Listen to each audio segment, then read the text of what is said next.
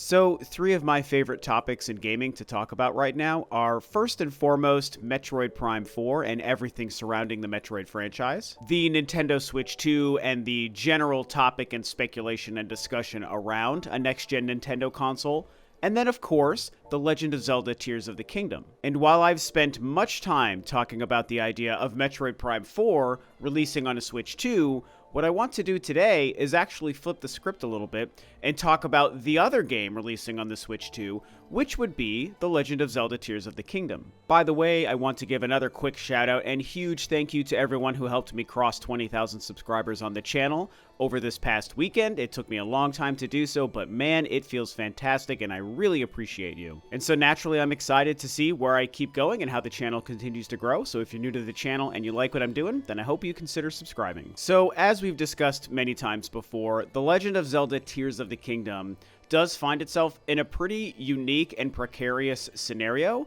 based on when it's releasing within the life of the current Nintendo Switch. Now, even though I say precarious, let's get one thing straight. The game is going to be a huge, massive hit. And yes, there are still some people who are concerned or worried or unhappy about the game, even after seeing the 10-minute gameplay demonstration.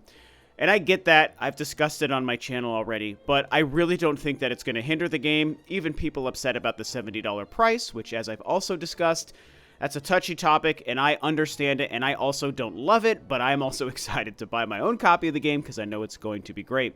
I think that all of the people out there with these issues, justified or not, I just don't think it's going to hurt the actual sales success of this game. But again, even though it's a little too early to know for 100% fact, it sure seems like Tears of the Kingdom is being set up to be the swan song title for the current Nintendo Switch, at least in terms of being a huge AAA, massive, gigantic exclusive release to the Switch, and a first-party Nintendo exclusive release on the Switch. This is something we've been discussing on this channel specifically in 2023 so far, and it really just seems like the stars are aligning based on how packed the first half of 2023 is, leading into Pikmin 4 in July, of course. You know, I don't want to leave that out because I think that game is going to be like a 10 out of 10. I'm so excited for Pikmin 4. But, you know, between Fire Emblem and, like, the Kirby remaster, and Octopath Traveler was another pretty big game that released, of course, Tears of the Kingdom, Advance Wars reboot, Pikmin 4. It's been a great first half of 2023, or it will be by the time it's over, I should say. And then, of course, we know that Nintendo is not attending E3. E3 actually just canceled itself, so it's not even going to be happening. And then the back half of the year being so empty, and we don't know if Nintendo will give us a summer direct to show us that they have a couple of big surprises releasing in the back half of the year. And given that we're in the 7th year of the Nintendo Switch, and sales, while still pretty darn strong, are certainly slowing, Nintendo definitely has to see the writing on the wall. We know that they're planning the next thing kind of soon. The only game we know they're working on is Metroid Prime 4, as I've also mentioned many times on the channel. And so all of these reasons are why it seems like the stars are aligning for Zelda to be the swan song title, and for some time soon-ish after that game comes out, for them to probably reveal their next-gen console, the Switch 2. And so that's what segues me into my favorite part of this conversation, and really the big thesis statement of this video. And similar to how I've discussed Metroid Prime 4, very likely releasing with some sort of cross-generation scenario where it releases on the current Switch and the next-gen Switch, I kind of feel like we might need to start thinking about how that could also be applied to Tears of the Kingdom, because I do think that Tears of the Kingdom will get some sort of benefit or promotion or re-release or upgrade that is specific to the Switch 2 if, and the big word is if, so don't anyone go running around crazy getting mad about something, like we're not talking about anything like it's fact, okay? But if the Switch 2 is meant to be revealed and released in the next 6 to 12 months, I would say that there is a great chance that Zelda is going to get some sort of re-release or upgrade specific to that Switch 2. The way I see things right now, there are 3 potential scenarios on how Zelda Tears of the Kingdom could re-release or work or be played on a theoretical Nintendo Switch 2 if that releases in the next 6 to 12 months or 6 to 18 months. And first and foremost would be just a straight up re-release almost like a Mario Kart 8 Deluxe, but it's going to be Zelda Tears of the Kingdom Deluxe, right?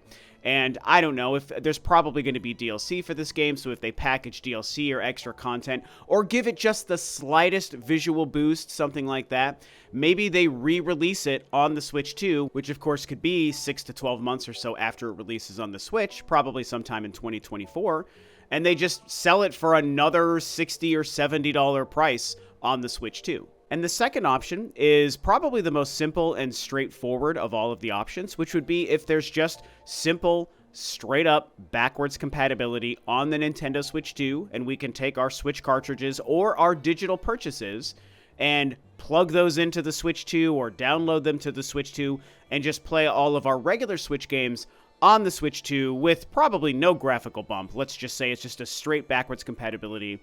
And while I think backwards compatibility will be part of the Switch 2, or at least it needs to be, and while that would be great because it would be very consumer-friendly to do so, it wouldn't be giving any, advantages to playing Tears of the Kingdom on the Switch 2. However, it's just worth noting that it's one of the 3 ways we could theoretically play it on that device. And then the last one would be something that we have not yet seen Nintendo do before, and it would be if there is a downloadable and maybe even purchasable patch for Tears of the Kingdom, if backwards compatibility is in play, and we can take our Tears of the Kingdom Switch cartridges and plug it into the Switch 2 or that next device, whatever it is, and boot that same game up on it, maybe there could be a way to download or add something to that version that allows it to be upgraded and upscaled and improve the visuals and the sound and the fidelity, the frame rate, all of these things, and make it actually look and play and feel more like a next generation by just adding some kind of a download patch file. We've never seen Nintendo do that before, but I think if backwards compatibility is a part of the Switch 2, I think there is a chance that this could be one of the things that they could do. And so, to build more off of that, which of these 3 scenarios is the most likely? Well, I actually think it is the last one. I think the downloadable patch is something that we might want to start preparing ourselves to see available on the Switch 2 or the next device. Now, I can understand everyone's initial inclination to maybe want to say, oh, they're going to sell a Tears of the Kingdom Deluxe so that they can sell another full-priced game that's the same game we already have, just like they did with Mario Kart 8. That's the Nintendo way. They're very greedy. They take advantage of their strong fan base, and they do these things. And here's the thing. You're right. Nintendo does do that stuff. And as much as I love them, they sometimes make very non-consumer friendly choices like that. And to be fair, while it's not what I'm ultimately predicting they would do, it is a possibility on the table. I could see them re-releasing Switch games if there's no backwards compatibility, mind you, because that's the thing. There has to be no backwards compatibility for this to even make sense. And so if there's no backwards compatibility, yes, I think games like Tears of the Kingdom or Xenoblade Chronicles 3, or Smash Bros. Ultimate, Animal Crossing New Horizons, yada yada yada, Luigi's Mansion 3, they might re-release some of these games at full price with some sort of deluxe moniker added to it, and barely upgrade it, if at all, and resell them on the Switch 2. Yes, that is an option. But I like to think that backwards compatibility is just a mandatory must-have thing that they know they need, even though they may not want to do it. There will be such a larger advantage, in my opinion, to us, the gamer, for sure, but also to them as a business to do something consumer-friendly like this and make it backwards compatible. And so that's why I think if the Switch 2 is backwards compatible with the current Switch, that I think we might actually see them introduced next-gen downloadable patches for their games. And Tears of the Kingdom, to me, maybe Metroid Prime 4 as well. That one could kind of fall into a couple of categories. But to focus on Zelda here, that's why I think Tears of the Kingdom could be the first or one of the first examples of taking your current Switch game, playing it on your next-gen Switch, and downloading this next-gen upgrade patch to improve the overall experience of the game. Of course, the next question we have is, would they charge for this, or would they offer it for free? And here is where I'm going to say, yeah, Nintendo is probably going to charge for it. Now, to be fair, Sony has been doing this, right? I know Microsoft has this smart delivery thing on the Xbox Series X that's supposed to do automatic upgrades. And I think I've seen that in effect. I have a Series X, but I just never play the damn thing because there are no games to play on it, unfortunately. But with the PlayStation 5 and with Sony, They have like director's cut or upgrade download patches for Ghost of Tsushima and Death Stranding. Those are the two games that jump right to my mind. And to be honest, I did purchase those two upgrades for both of those games, and I'm glad that I did. But there's also been other games that have made next-gen patches available on Sony that I don't think cost any money. Destiny 2 is one, and I'm pretty sure God of War 2018 and maybe The Last of Us 2. I might be wrong, but I'm pretty sure that both of those offered next-gen kind of upgrades that improved some visuals and performance that didn't cost any money. The director's cut patches for Ghost of Tsushima and Death Stranding, to be fair, included new content as well as improving it for a next-gen performance. So they kind of blurred the lines there. And so other companies, Sony specifically, have done this. And I think that with the next Switch, if it's backwards compatible, I think that we're also going to see Nintendo adopt a similar strategy for their games. And if I'm being real, I actually like that idea. I get more excited about that concept than them releasing deluxe versions of Switch games on the Switch 2. It drives me crazy that they did that with so many Wii U games on the Switch, partly because I'm biased and I have my Wii U still, and I have almost all of those games they re-released, so I didn't need to buy any of them. But I just think that when it comes to the Switch 2, I kind of like the idea of them jumping into that business model. And if you're on the fence thinking whether or not Nintendo may or may not actually do something like this because we've never seen them before, I would ask you to think about it. At the beginning of the Switch generation, we saw Nintendo adopt something for the first time, and it was a paid online service. Now, here at the end of the Switch generation, we're seeing them adopt something else for the first time, and it is specific to Tears of the Kingdom, and it's a $70 price. And both of those are maybe not everyone's favorite thing. We've all lambasted the quality of the Switch Online. I definitely have had my issues with the price of the expansion pack at $50 a year. And obviously, a lot of people are very upset about $70 for Tears of the Kingdom. And I've said before, I won't mind paying it because I think the game is going to be worth it. But I don't think the Switch, the 2017 very outdated Switch we're playing on now, I do not think this was the right platform to test this $70 price on. But it is what it is, and I also think that they're just kind of trying to soften the blow for $70 prices for games on the Switch 2. And so, in my personal opinion, and this is just a prediction here, but because we saw them adopt a new online structure at the beginning of the Switch, and we're seeing them adopt the new pricing structure at the end of the Switch, I could see at the beginning of the Switch 2, they adopt another new thing the industry has been doing, and it's, again, these downloadable next-gen patches. It would be incredible, and so consumer friendly and such a win if they make most or all of these next gen patches free.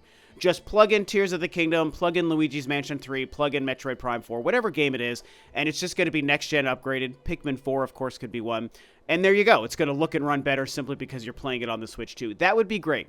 But knowing Nintendo, if they charge like $19.99 for the average next gen patch for a significant game like a Tears of the Kingdom or a Metroid Prime 4, if it really, really makes a huge difference, I'm just speaking for myself, I won't really mind paying it for the games that I really care about. That's just me. And, I don't want to reward the worst kinds of business practices for the worst kinds of companies, but here's the thing. We're all paying a lot of money to all of these companies for a lot of things at this point. And so when I think about the value of taking Tears of the Kingdom and improving the graphics to 4K and making it 60 frames per second and maybe adding better textures and lighting, I mean, for $19.99, that's a price that, to me, I would feel very comfortable paying. Same for something like Metroid Prime 4 if it doesn't get a next-gen release. So anyway, kind of a long conversation here and a long thought, but this is just what I wanted to break down. I've spent so much time really enjoying discussing Metroid Prime 4 as a possible Switch 2 release or a cross-gen release, and I'm like, man, no one's thinking about Tears of the Kingdom in the same situation because that releases so soon. We know there's no Switch 2 for it to release cross-gen. But I think the Switch 2 is coming out in the next 6 to 18 months, and so maybe they adopt either a Tears of the Kingdom Deluxe strategy, or maybe they adopt a downloadable next-gen patch strategy. And so, like I said, my money on the table, I'm going with the next-gen patch.